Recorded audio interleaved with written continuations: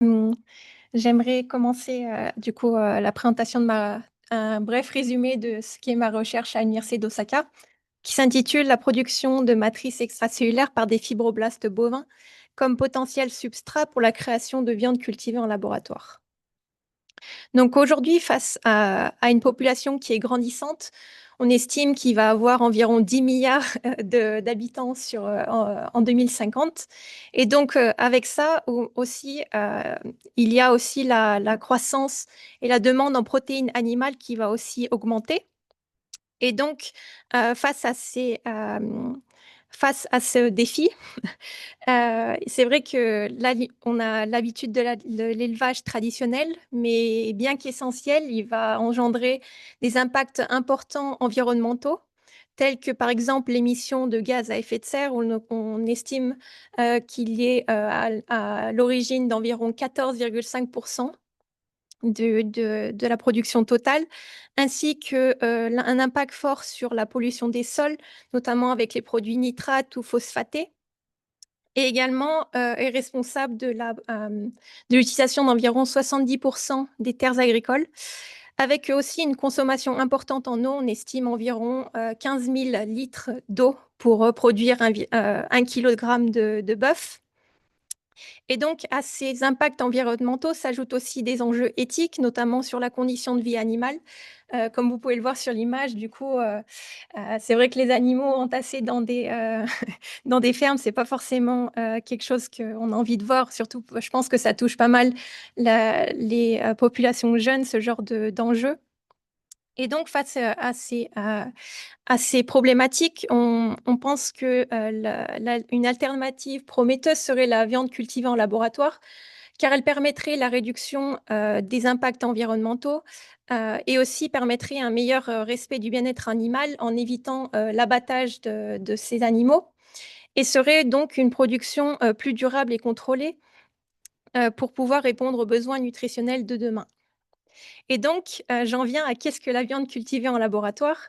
Donc le but, principal, c'est de pouvoir reproduire en laboratoire la structure du muscle squelettique et donc si on regarde un peu, en détail, de quoi est constitué le muscle, on voit que c'est une structure qui est très hiérarchique avec différents sous-unités. Donc le muscle est composé, par exemple, de fascicules qui eux-mêmes sont composés de fibres musculaires, elles-mêmes composées de myofibrilles et donc, on voit qu'on a plusieurs types cellulaires, donc les, cellules musculaires, les cellules, de gras qu'on appelle aussi adipocytes et aussi, on voit que ce muscle est irrigué par des, vaisseaux sanguins et on voit une particulière importante, c'est que pour permettre la contraction du muscle, on a des fibres qui sont, alignées. Donc ça, c'est une caractéristique qui est assez importante et j'attire aussi votre attention sur le fait qu'il n'y a pas que des types cellulaires, il y a aussi une matrice extracellulaire et on voit que pour chaque, unité, sous-unité, on a, on a différentes matrices extracellulaires. Je vous épargnerai les mots, un peu compliqués, c'est pas le but de la présentation, mais, à retenir, c'est que, il y a, ces différentes matrices extracellulaires pour chaque sous-unité ont des, compositions différentes et donc, j'en viens aux grandes étapes de la production de viande cultivée.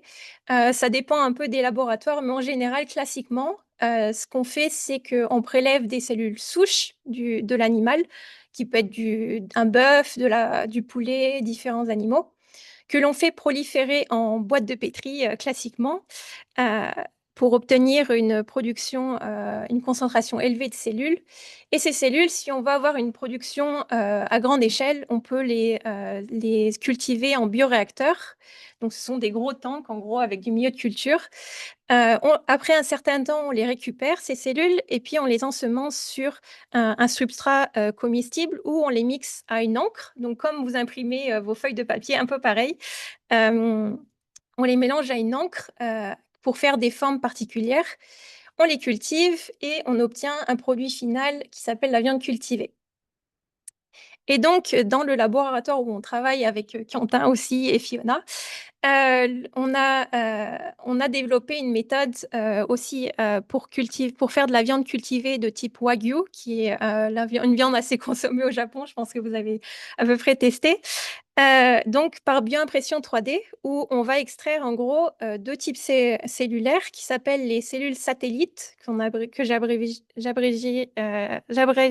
BSC et les adipose derived stem cells qui, sont 2 types, cellulaires et donc ces cellules, on va les mélanger avec du collagène ou de la fibrine qu'on va imprimer sous forme de fibres.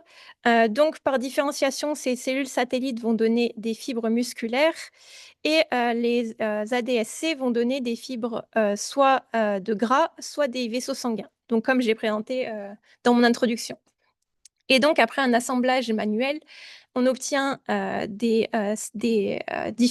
peut obtenir un pattern assez motif comme la viande de Wagyu avec le marblage. Et donc, suite à ce papier qui a été publié en 2021, il a été formé un consortium qu'on appelait, c'est difficile à traduire en français, mais Consortium for Future Innovation by Culture Meat, qui a été créé en 2023, qui regroupe différents partenaires qui sont industriels comme Toppan, Shimadzu ou encore Itoham et des partenaires qui sont publics, donc l'université d'Osaka, avec différentes expertises dans le but de pouvoir plusieurs objectifs qui sont la promotion de la compréhension du public, assurer la sécurité alimentaire, le faible coût et la production en masse de la viande cultivée, pouvoir résoudre les problèmes environnementaux et alimentaires, ainsi qu'améliorer la santé des populations et proposer une meilleure alimentation pour demain. Et donc, comme l'a introduit Cécile, cette année, il y a l'exposition universelle et nous sommes représentés. Nous allons présenter la viande cultivée à l'expo universelle qui se déroule à Osaka. Et on espère pouvoir proposer des produits commercialisables sur le marché d'ici 2030. Et donc, par rapport à tous ces partenaires, brièvement, pour toutes les grandes étapes que j'ai présentées précédemment, on a par exemple Itoham qui a une expertise pour pouvoir comment on dit? Pour pouvoir nous donner en gros la viande sur laquelle on va pouvoir isoler et faire proliférer les cellules souches que j'ai décrites. On va avoir Zachros qui a une expertise notamment dans les bioréacteurs pour pouvoir faire de la culture en masse. Shimadzu qui a une expertise dans les machines en analytique pour pouvoir analyser les composants de la viande et aussi pour pouvoir proposer un milieu de culture qui est sans antibiotiques et à faible coût. Toppan qui a une expertise plutôt dans l'impression et aussi dans le packaging, dans l'assemblage de la viande. Et les autres compagnies partenaires aussi vont pouvoir aider sur la dégustation et plus tard sur la vente en test, peut-être dans les restaurants. Donc, pour le sujet que je vais introduire, j'aimerais tout d'abord faire une présentation un peu globale de qu'est-ce que la matrice extracellulaire pour que ce soit plus accessible à tous. Donc, pour faire une analogie assez simple, la cellule, c'est une brique élémentaire et la matrice extracellulaire, c'est le ciment. Donc, c'est-à-dire que pour construire la maison, eh ben, vous avez aussi besoin de ciment pour que ce soit des bases solides. Et ben, c'est un peu pareil dans vos tissus biologiques. Vous avez besoin d'une structure qui va être issue de la matrice extracellulaire.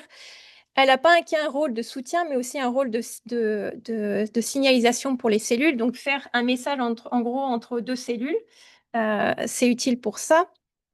Et aussi un rôle de régulation de la différenciation cellulaire. Et donc, si on regarde de façon plus détaillée pour le muscle squelettique, vous voyez ici qu'il y a une cellule en bas. C'est difficile avec le pointeur, mais vous voyez qu'il y a une cellule en bas. Et vous voyez qu'il y a un grand réseau de matrices avec différentes protéines qui sont composées notamment majoritairement par du collagène, de la laminine et de la fibronectine. Et donc, majoritairement, euh, on a plutôt des protéines, mais aussi des glycoprotéines, donc c'est-à-dire des protéines associées avec un sucre. Et donc, toute cette composition est importante à reproduire dans la viande, de culture. Et donc, une teneur aussi importante, en protéines, c'est, assez important dans la viande de culture, notamment parce que, ça peut avoir un fort impact, sur la, viande à la cuisson. Donc si vous cuisez votre viande, en gros, vous avez une coagulation des protéines. Donc c'est-à-dire que ça va pouvoir rester de façon cohésive et pas se désagréger avec la cuisson.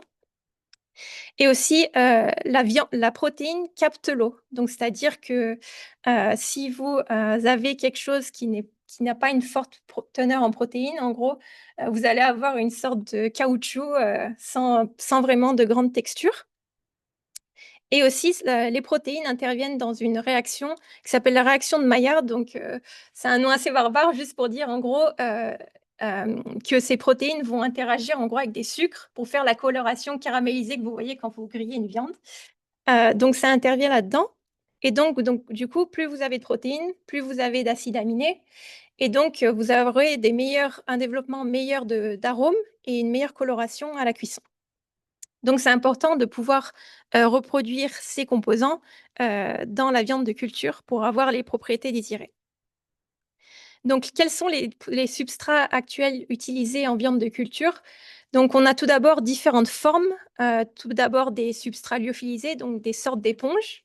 Vous avez aussi des fibres, aussi des hydrogels, donc à composante majoritaire en eau, des microcarrières, donc c'est des espèces de billes, de microbilles poreuses. Et aussi des végétaux décellularisés. Donc, en gros, vous gardez juste la structure de la feuille, mais sans les cellules végétales, en gros. Et concernant les matériaux, vous avez, l'utilisation de protéines végétales issues de plantes telles que le soja ou le blé ou encore les petits pois ou, des champignons ou bien, des protéines animales telles que le collagène ou encore des insectes ou bien des polysaccharides, donc des, grandes chaînes de sucre ou des polymères encore synthétiques. Le problème avec ces, substrats actuellement, c'est que soit ils ne sont pas comestibles, donc je pense notamment aux polymères synthétisés. Le prix élevé, par exemple pour l'extraction du collagène, ça coûte relativement cher encore, donc c'est pas forcément compatible avec un produit qu'on veut commercialiser à grande échelle. Aussi l'origine animale, donc c'est-à-dire qu'on utilise par exemple du collagène, c'est pas forcément, un enjeu, c'est par rapport aux enjeux éthiques que j'ai prononcés plus tôt, c'est pas forcément, dans la bonne optique. Aussi pour les polysaccharides, par exemple, vous avez une faible adhésion cellulaire, hem et aussi, du coup, vu que vous utilisez en général une composition, très peu complexe, c'est pas forcément quelque chose qui va ressembler à la vraie viande. Et du coup, on va pas forcément avoir les bonnes qualités, désirées en termes de texture ou d'arôme. Et donc l'idée de cette recherche, c'est de savoir si pourquoi, comme, on utilise actuellement certaines cellules pour pouvoir faire de la viande cultivée, pourquoi on n'utiliserait pas d'autres cellules qui sont présentes dans le muscle? Et l'idée de cette recherche, c'est d'utiliser des fibroblastes qui sont aussi présents dans le muscle et qui permettent la production, de matrices extracellulaires. Vous voyez qu'il y a plusieurs stades en gros entre fibroblastes quiescents qui sont juste là pour en termes, enfin juste de là dans le muscle et qui ne font pas grand-chose et qui à un certain moment sont activés donc, en fibroblastes qu'on dit activés et qui se différencient du coup en myofibroblastes. Et au cours de ces différentes, étapes, vous avez une production accrue de matrices extracellulaires qui est soit, par exemple, induit par des facteurs mécaniques ou des facteurs solubles, donc des molécules qui sont présentes dans le tissu, par exemple. Et donc l'objectif de cette étude, c'est de pouvoir extraire des fibroblastes, de l'animal bovin du même tissu dont on extrait, par exemple, les cellules satellites et les, ADSC que j'ai présentés, avant. Donc d'utiliser des fibroblastes bovins issus du même tissu, de pouvoir les expandre et de leur faire produire de la matrice extracellulaire. Cette matrice extracellulaire, on va la mélanger avec, des cellules musculaires, donc des cellules satellites et comme la matrice extracellulaire, elle est relativement faible, en termes d'élasticité, j'ai décidé d'utiliser de l'agent gélifiant que l'agarose pour pouvoir, permettre la gélification en hydrogel. Et donc, l'objectif, c'est de pouvoir évaluer la qualité de la matrice extracellulaire à partir de ces fibroblastes, donc notamment en analysant la composition biochimique, de pouvoir réaliser aussi des tests mécaniques, donc sur l'élasticité qui est assez intrinsèquement reliée à la texture, donc c'est pour ça que je voudrais faire ces tests et aussi de pouvoir voir s'ils sont biocompatibles, donc c'est-à-dire si, les cellules, musculaires vont pouvoir pousser, proliférer dans cette matrice et ensuite, pouvoir voir s'il est possible de pouvoir les différencier, d'avoir un statut plus différencié de ces cellules musculaires. Car c'est, important pour la production d'arômes. C'est quelque chose d'important pour la nutrition aussi parce que c'est intrinsèquement lié à la production d'acides aminés, donc c'est des enjeux assez importants. Donc comment faire ça, en laboratoire? Donc, la production de matrices extracellulaires par ces fibroblastes, j'ai tout d'abord utilisé, comme contrôle des fibroblastes issus de la peau, qui sont commercialisés, pardon, pour pouvoir avoir un contrôle positif sur les fibroblastes que je vais ensuite isoler par moi-même. Donc ces fibroblastes, pour leur faire produire de la matrice extracellulaire, heu, on utilise, heu, on ajoute dans le milieu de culture, pendant 2 semaines, de l'acide ascorbique qui est aussi connu sous le nom de vitamine C et aussi j'ai voulu tester en parallèle, de l'acide ascorbique de glucoside qui est un dérivé, qui est composé aussi d'un groupement glucose, d'un sucre qui lui permet d'être plus stable dans le milieu et de ne pas être oxydé. Et donc, après 2 semaines, je récolte, cette matrice extracellulaire et j'ai essayé de pouvoir la quantifier, de savoir de quoi était composée cette matrice extracellulaire et donc par marquage, donc en gros, c'est une méthode pour pouvoir visualiser les protéines dans cette matrice. Tout d'abord, j'ai pu voir qu'il y avait production de collagène de type 1. Il y a différents sous-types, de type 1, de type 4, aussi de protéines, qui s'appellent laminine et fibronectine et par quantification de l'intensité en fluorescence, j'ai pu observer qu'il n'y avait, pas forcément de différence dans la production de laminine et de collagène de type 1 entre les 2 traitements, mais qu'on avait une légère augmentation pour la fibronectine et le collagène de type 4, dans le cadre de l'acide ascorbique de glucoside. J'ai aussi voulu, entrer plus dans les détails de la composition de cette matrice extracellulaire, notamment, dans un souci de production en masse, de voir, de comparer combien on avait en poids sec, de cette matrice extracellulaire entre les 2 traitements. Donc on peut voir qu'en poids sec, on a, une légère augmentation pour l'acide ascorbique comparé à l'acide ascorbique de glucoside et beaucoup plus élevé que pour le traitement, donc non traité, donc c'est-à-dire juste du milieu de culture sans, traitement avec l'acide ascorbique. On a pu voir aussi qu'on avait, sur les protéines totales de cette matrice, on a pu voir qu'il y avait une concentration la plus élevée pour l'acide ascorbique de glucoside et beaucoup moins importante, que pour, l'acide ascorbique ou pour mais on reste dans de façon intéressante, on voit quand même que, si on compare avec la matrice extracellulaire issue du tissu musculaire, de la vraie viande, on voit qu'on reste dans les mêmes ordres d'idées et donc pour, comparer aussi les collagènes, totaux, qui rentrent par exemple dans, la texture comme je l'ai dit précédemment, on a pu voir que, les collagènes totaux, sont dans un ordre similaire entre l'acide ascorbique et l'acide ascorbique de glucoside et dans le même ordre d'idées que pour la vraie viande. On voit qu'on a la même tendance pour la laminine et je suis ensuite passée du coup à l'extraction de ces fibroblastes, bovins à partir de la viande, donc il y a différentes étapes. Donc on va pouvoir tout d'abord suivre une étape de désinfection avec du péracane. En gros, c'est de l'acide peracétique, l'acide acétique, un mélange comme ça pour pouvoir bien, enlever toutes les bactéries présentes sur la viande, les laver, et pouvoir, faire de la digestion, à la collagénase, hem et on récupère un culot qu'on fait expandre.